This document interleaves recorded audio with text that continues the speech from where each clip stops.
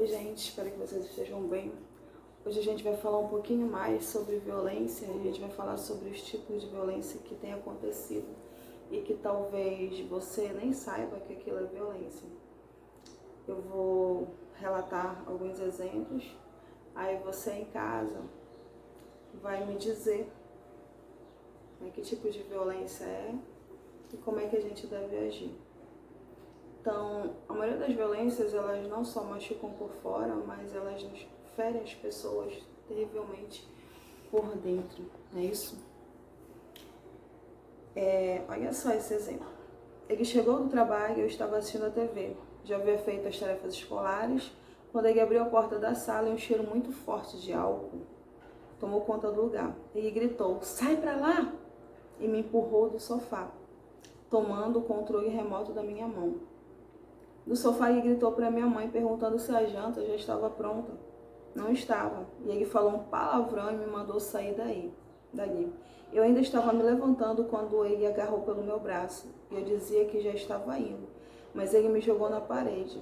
Não, eu não chorei, porque havia aprendido que desde cedo não se devia chorar. E ele deu um murro no meu rosto, acertou uma parte do olho e uma parte do nariz. Na hora saiu sangue do nariz, mas só agora dá pra ver o estrago nos meus olhos. Ficou roxo, eu sei. E essa marca nas costas? Não foi dessa vez. Foi na semana passada. E ele não estava bêbado. Havia sumido um dinheiro da carteira dele. E ele estava, mesmo ele não estando bêbado.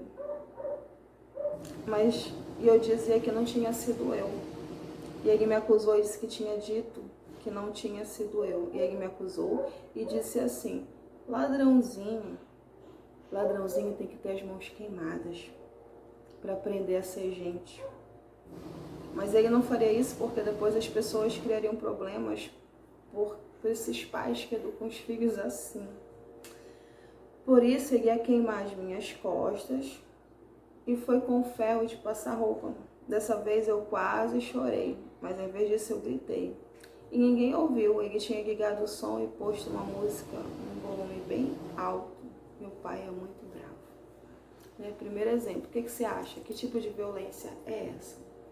Olha só, às vezes eles justificam a violência porque estão bêbados. Você viu na história que ele já chegou com violência verbal com o filho, com a esposa, com a questão mesmo de estar pressionando, de estar coagindo e de estar acusando, né? Porque na verdade a criança não tinha feito nada daquilo, então ele partiu mesmo para cima do rapaz, deu soco, aí depois queimou as costas porque ele acha que aquilo é uma educação e colocou a música bem alta para que os vizinhos não ouvissem, né? E aí a gente sabe que isso acontece diariamente. Geralmente o homem violento, tem até uma charge que eu costumo colocar nas aulas, que o cara tá na rua e aí tem um assaltante com uma arma voltada para a família. E tá o pai, tá a mãe e a criança. E a criança diz assim, pai, por que o senhor não faz com o ladrão, mesmo que o senhor faz comigo e a mamãe lá em casa? Olha só. A mãe estava com os olhos roxos, né? O filho estava com o braço quebrado, olho roxo, e o pai estava olhando pro ladrão e tinha molhado toda a calça, né? A gente sabe que muito valentão ele é valente em casa para a esposa, pro filho, mas na rua ele é covarde, né? E ele faz aquilo porque ele se acha tal. E muitas situações, né, que a gente vê, tem homens que eles agridem a mulher, os filhos, porque eles trabalham, porque eles são o chefe da casa e porque a mulher depende dele, ela tem que ficar daquele jeito. Eu já vi várias situações, né, em filmes baseados em fatos reais, livros e tudo mais, que o cara, ele trabalha, ele arranja alguém lá fora e ele quer que a mulher dele aceite porque ele sustenta ela, porque ele dá uma vida digna para ela, uma vida financeira boa. né? Então, se você falou que essa violência é violência física, aqui repercutiu mais, você acertou. Segundo exemplo. Minha mãe disse que eu sou a pior coisa que existe. E talvez ela tenha razão. Eu estava lavando a louça e quebrei um copo e ela gritou e disse que eu era desajeitada e não servia para nada. Fiquei de castigo no armário por causa do copo quebrado. Estava escuro lá dentro, eu tive medo, mas não reclamei. Quando tive permissão para sair do castigo, os cacos do copo e o restante da louça ainda estavam na pia, para que eu recolhesse os vidros e terminasse de lavar os pratos. Uma vizinha estava em casa fazendo as unhas da minha mãe. No meio da conversa delas, ela contou como eu era estranha, feia, burra e não fazia nada direito. E ela riu bastante. Depois ficou séria e disse que se soubesse que ter filho era isso, eu preferia ter abortado.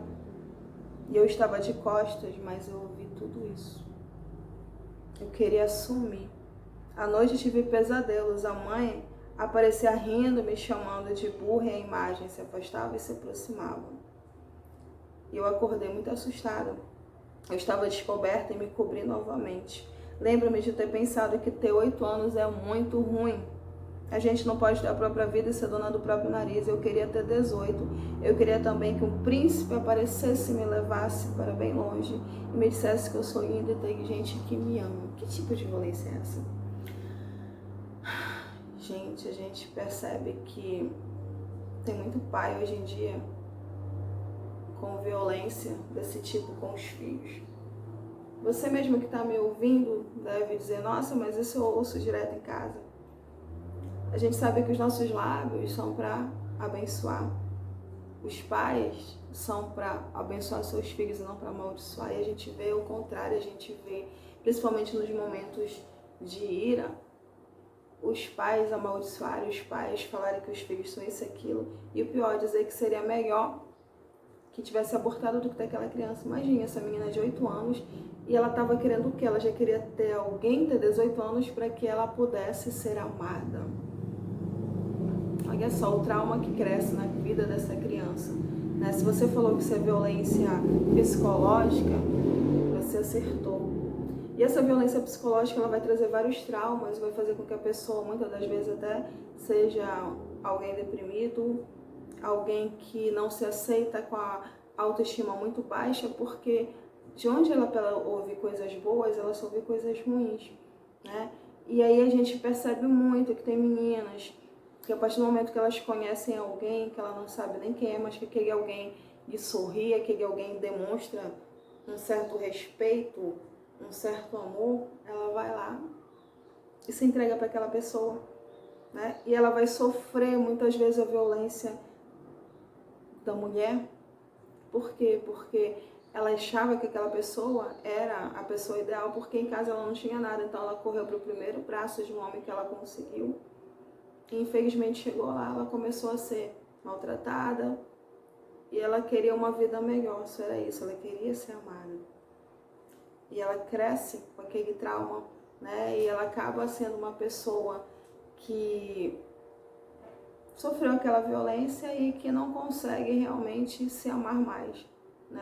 Ela se torna uma pessoa fria, uma pessoa desanimada, uma pessoa depressiva. Terceiro, é só, o tio, ele trazia doce e um montão de adesivos, ele era muito legal. Ele sempre elogiava o meu cabelo. Eu não sabia que isso tudo era uma armadilha, por isso eu gostava. Até o dia em que eu estava de short brincando com outras crianças e me sentei perto dele para descansar. Aí ele fez um carinho na minha coxa. Aquilo era estranho, parecia errado, mas ele estava sorrindo, então eu voltei a brincar. Um dia depois eu fiquei sozinha com ele em casa. Eu voltei a brincar. Aí a mamãe disse que teve que sair e pediu para que ele tomasse conta de mim. Mas nesse dia eu estava de vestido e ele me disse que gostava muito de mim, que só queria o meu bem e que faria algo que os tios fazem com as sobrinhas. Disse tudo isso sorrindo de maneira muito doce, mas mesmo assim eu fiquei com medo. Bem devagar ele levantou minha roupa e mexeu em mim com o dedo até me machucar. Da mochila ele tirou um filme em que parecia a gente sem roupa E eu fiquei muito assustada, mas ele disse que era normal. Depois ele fez coisa e falou que era uma brincadeira só nossa, que ninguém mais podia saber, que era um segredo que ele confiava que eu podia guardar. Quando a mamãe chegou, ela perguntou o que estávamos fazendo. Ele falou que tínhamos brincado e minha mãe não estranhou. Então, eu achei que ela já estava sabendo de tudo. Por isso, quando ele foi embora, eu contei a ela como era a brincadeira. A mamãe ficou séria. E agora faz tempo que eu não vejo meu tio. Nesse caso, a mãe acreditou, né? Se você falou violência sexual, você acertou. É muito comum, num dos vídeos que eu fiz sobre abuso sexual infantil, violência, eu dei esses exemplos porque é com as pessoas mais próximas. E você vê, ele vem, né, com aquela doçura toda, ele faz aquilo que a criança quer, ele apresenteia, ele dá as situações todas. E o que a gente vai ver nisso tudo? Que na maioria das vezes,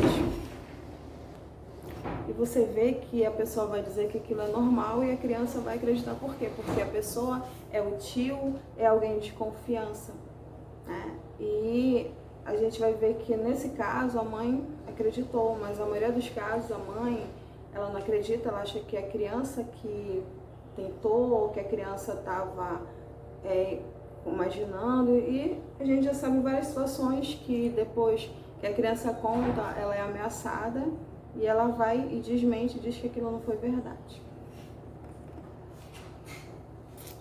E quarto.